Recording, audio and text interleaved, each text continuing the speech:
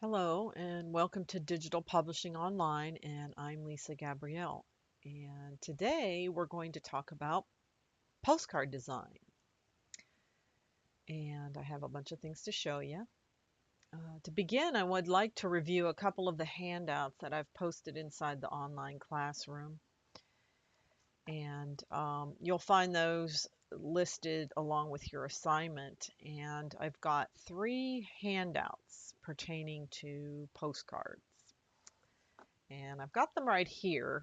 I'll just click through them. And you can kind of see that what you have here with these handouts are 3 different sizes.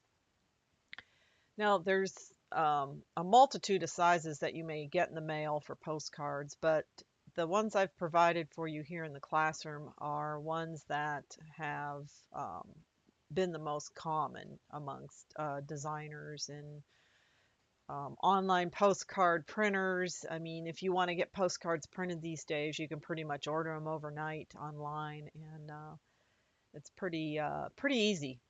But you're going to need to set your art up, and if you want to save yourself some money when you order from those online services, you want to save money on art creation or art prep, you can set up the postcard yourself and just download their template and post and then paste the information into their template. So this is kind of like what you have here on the screen, uh, what you would download from one of those template sites for making postcards.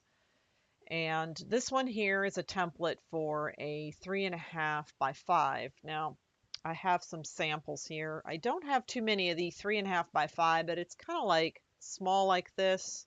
It's like the smallest card that you can possibly design.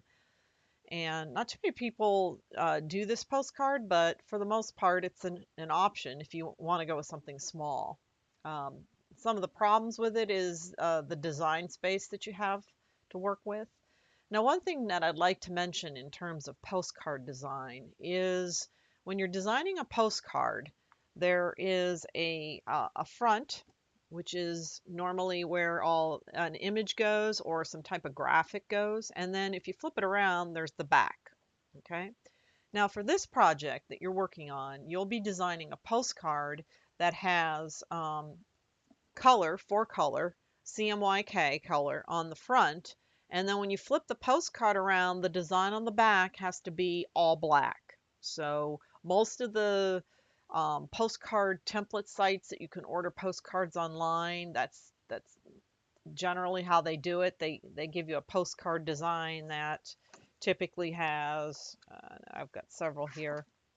Well, this is a black and white one, but it has color on the front and then it's a black and white back. Okay, so that's the typical way the postcards are printed these days.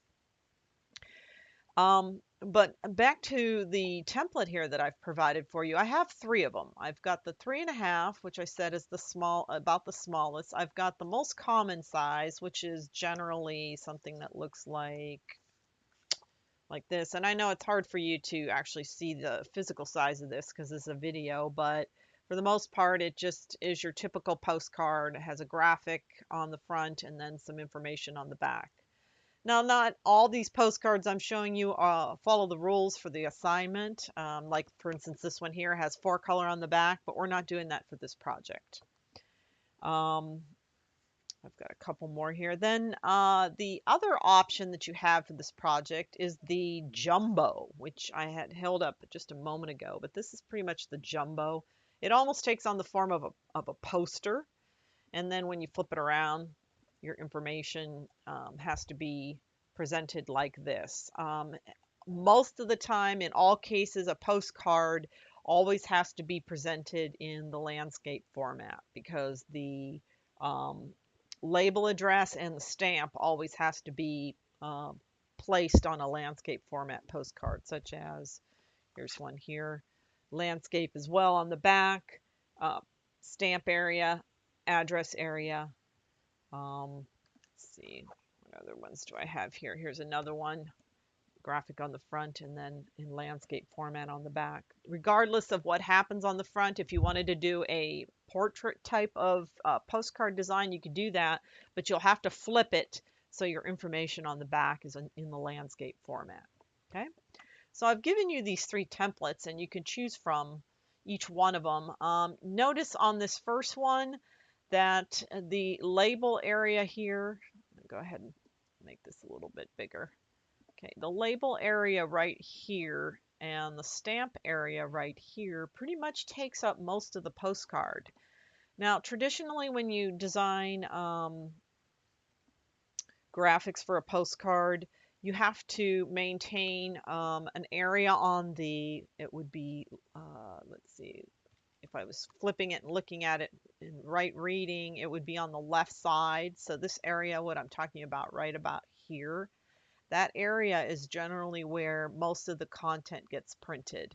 Everything else past that area, for instance, the label and the address, is for postcard or for post office use only.